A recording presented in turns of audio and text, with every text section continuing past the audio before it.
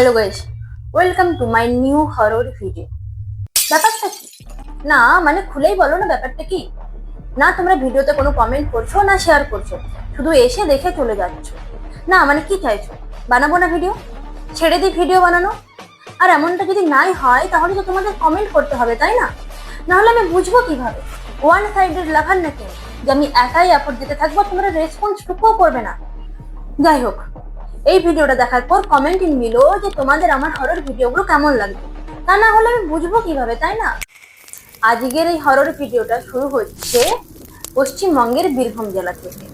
কিছুদিন আগেই আমার এক বন্ধু তার গ্র্যাজুয়েশন পাস করে একটা সরকারি প্রাথমিক বিদ্যালয়ে চাকরি পায়।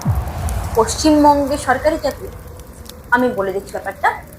কিছুদিন আগেই মানে 2-3 বছর আগেই 2017 সালের সেই টেট পাস করা স্টুডেন্টদের চাকরি দেওয়া হলো না বেশ কয়েকজনকে, তার মধ্যে তো আমার বন্ধুর বাড়ি যেখানে মানে বীরভূম, সেখান থেকে মোটামুটি 30 কিলোমিটার দূরে সিউড়ির একটা প্রাথমিক বিদ্যালয়ে তার চাকরি হয়।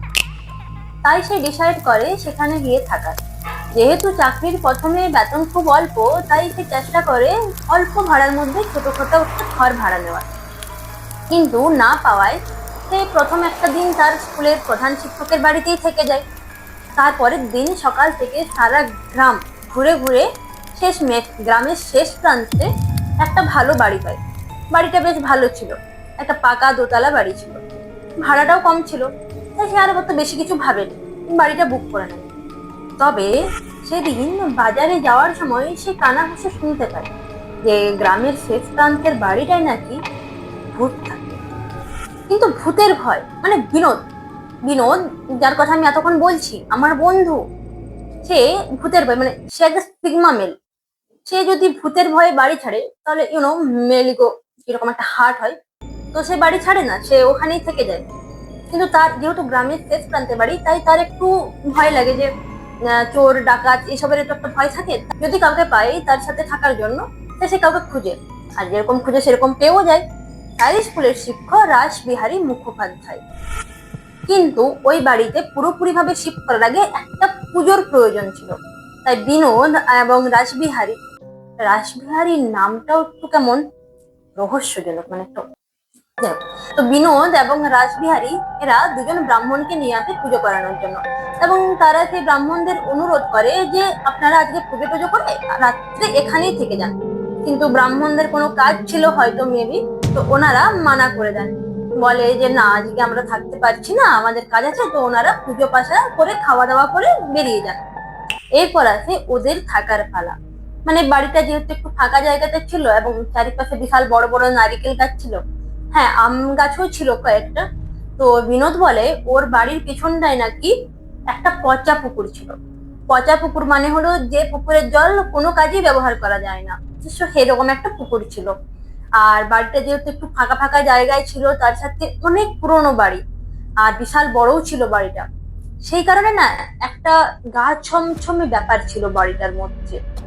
তাই ওরা ঠিক করে যে একটা বড় রুমে দুটো সিঙ্গেল বেড রেখে ওরা দুজনে একটা রুমেই থাকবে। তো এইভাবেই তারা বেশ কয়েকদিন কাটিয়ে ফেলে। এবং তারপরেই আসি দশরের ছুটি। দশরের ছুটি বলতে তোমরা যারা শহরাঞ্চলের আছো তারা হয়তো বুঝতে পারছো না আমি কি বলছি, কিন্তু তোমরা যারা আমার মতন গ্রাম অঞ্চলে থাকো তারা হয়তো ঠিকই বুঝতে পারছো যে আমি কি বলছি। দশর মানে হলো যে একটা বিশেষ দিনে মা মনসার পুজো করা হয়, এই দিনটাকে বলা হয় দশর বা দশহরা। তো এই দশরের ছুটি আর শনি রবিবার মিলিয়ে একটা বেশ 2-3 দিনের ছুটি পড়েছিল। তাই তারা দুজনেই সিদ্ধান্ত নেয় বাড়ি ফিরে যাওয়ার। তো তারা বেশি না, মোটামুটি ওই 2-3 দিন পরেই সিউড়িতে ফিরে যায়। বিনোদ যে গ্রামটাতে থাকতো সেই গ্রামটা একেবারে একটা প্রত্যন্ত গ্রাম, সেখানে বাস চলাচল অব্দি করতো না। তো তাকে কি করতে হতো, তার গ্রাম পেরিয়ে আরেকটা গ্রামের একদম শেষ প্রান্তে বাস ধরতে যেতে হতো। এবং ওই গ্রামটা, যে গ্রামটা পেরিয়ে সে বাস ধরতে যেত, সেই গ্রামটার নাম হলো হাততলা। হাততলা নামটা একটু বিয়ার্ড। এই গ্রামটার হাততলা নামের পিছনে নাকি একটা কারণ রয়েছে। কারণটা হলো যে ওই গ্রামের যে আগের যে অনেকদিন আগের যে জমিদার ছিল, তার নাকি একটা হাতিশালা ছিল, একটা না অনেকগুলো হাতিশালা ছিল। আগেকার যুগের রাজা বা জমিদার এদের হাতি খালে হাতি, ঘোড়া খালে ঘোড়া, এরকম থাকতো।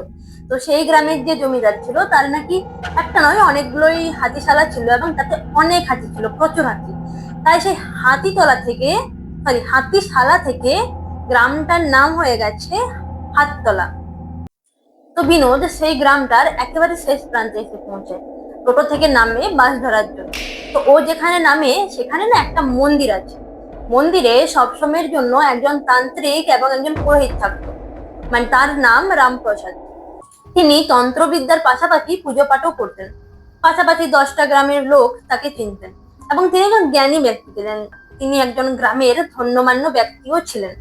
তো তাকে সবাই সম্মান করতো।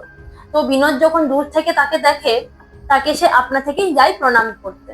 তো রামপ্রসাদ মশাইও তাকে আশীর্বাদ করে জিজ্ঞাসা করেন যে, বাবা তুমি কোথায় যাচ্ছ? তো বিনোদ বলে যে, আমি সিউড়ির ওই দিকের একটা স্কুলে চাকরি পেয়েছি, দশরের ছুটিতে বাড়ি এসেছিলাম, তাই আজকে ফিরছি। তো রামপ্রসাদ মশাই কিছুক্ষণ চুপ থাকার পর বলে যে, তোমার আজকেই ফিরতে হবে, তোমার কালকে ফিরলে হবে না? তো বিনোদ তখন বলে যে, এই বর্ষার দিন, কালকে যদি বেরোই আমি হয়তো সময়ে পৌঁছাতে পারবো না, তাই আমাকে আজকেই বেরোতে হবে, কিছু করার নেই। তো এটা শুনে রামপ্রসাদ মশাই তাকে জিজ্ঞাসা করেন যে, বাবা তুমি থাকো কোথায় তাহলে ওখানে? তখন বিনোদ তাকে জানায় যে, আমি গ্রামের একেবারে শেষ প্রান্তে একটা বাড়ি রয়েছে, দোতলা বাড়ি, তো আমি সেখানেই থাকি। তো এইরকম কথাবার্তা তারা কমপ্লিট করে বিনোদ সেখান থেকে বাস ধরে বেরিয়ে যায়। তো বিনোদ সেখানে গিয়ে পৌঁছায় দুপুর 2টোর সময়। দুপুর 2টোয় পৌঁছে স্নান, খাওয়া, রান্না বান্না সমস্ত কিছু করতে করতে তার বিকেল 5টা বেজে যায়। বিকেল 5টা নাগাদ সমস্ত কাজকর্ম কমপ্লিট করে সে এক কাপ চা নিয়ে বারান্দায় বসে। তো বারান্দায় বসে ও আরামসে চা খাচ্ছে, সেই সময় তাকে ওদের গ্রামে ছোটু নামের একটা ছেলে হঠাৎ করে তার বাড়ির সামনে এসে হাজির। মানে এটা দেখে বিনোদ তো জাস্ট অবাক হয়ে যায়। ছোটু এসে বলে, এই যে দাদা, তোমার মা তোমার জন্য এই চিঠিটা আর এই কবজটা পাঠিয়েছে। এরপর আমি বলি যে, চিঠি কেন?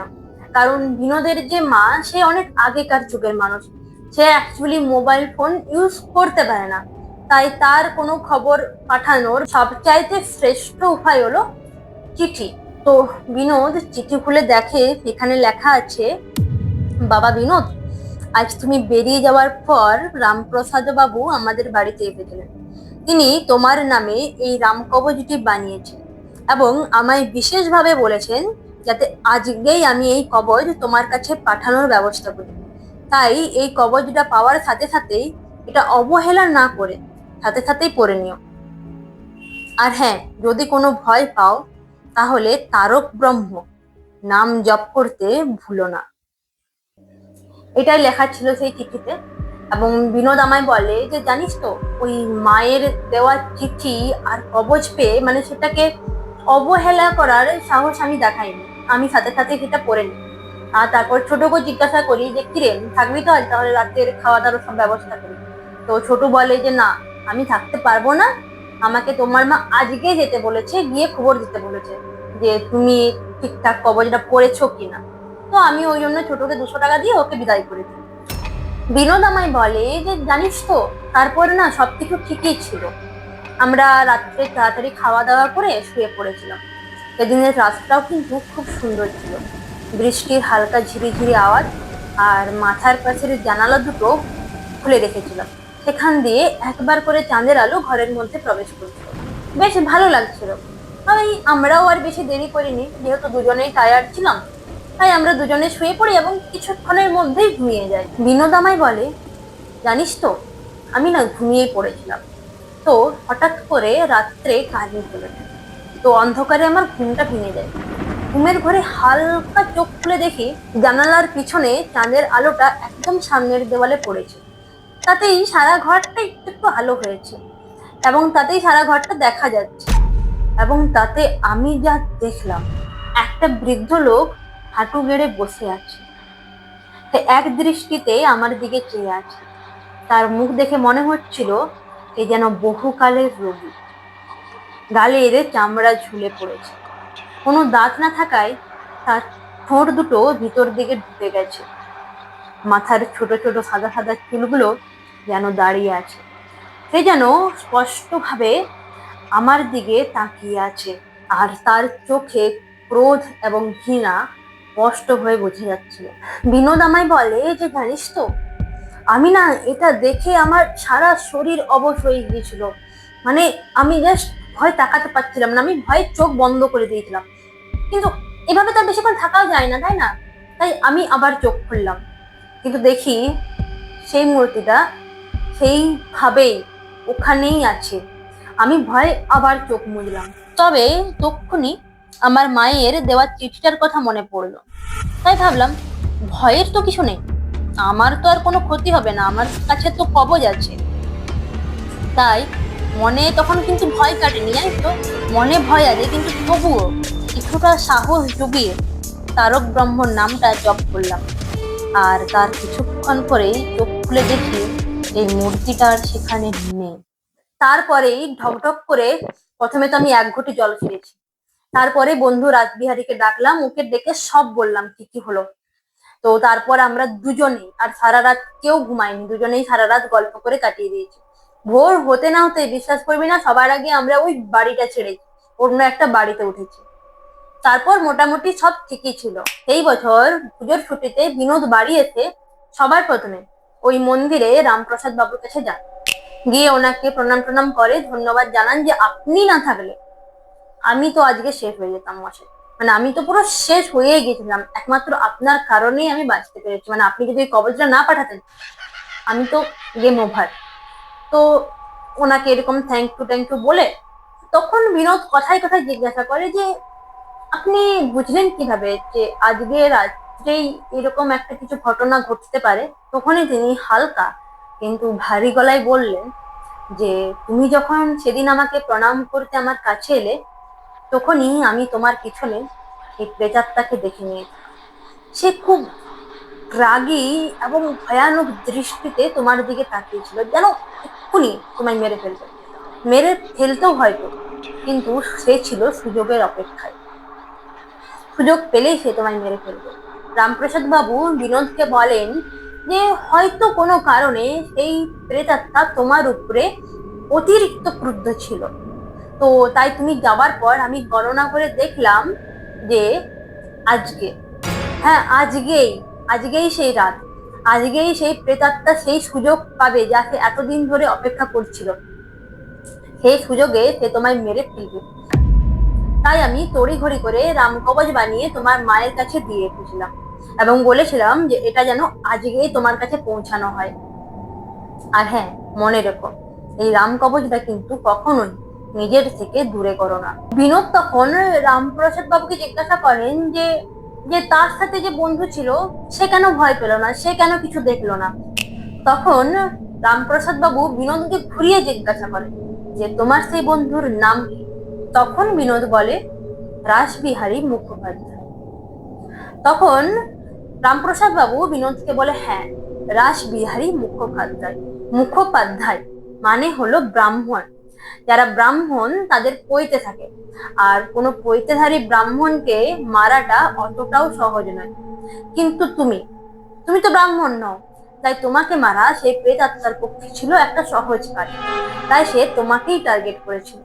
এটা শুনে বিনোদ কিছুক্ষণ চুপ থাকার পর রামপ্রসাদ বাবুকে জিজ্ঞাসা করেন যে সেই প্রেতাত্মা কি আবারও আমার ক্ষতি করার চেষ্টা করবে। তার কথা শুনে রামপ্রসাদ বাবু উত্তর দেন, হ্যাঁ হ্যাঁ আসবে, সে আরো একবার তোমার কাছে আসবে, তোমাকে ভয় দেখাবে, তোমার ক্ষতি করবে বা তোমাকে মেরে ফেলার চেষ্টা করবে। তবে কখন আসবে, কিভাবে আসবে তা আমি এখন বলতে পারবো না। তবে মনে রেখো এই কবচটা কখনো কিন্তু নিজের কাজ ছাড়া করো না।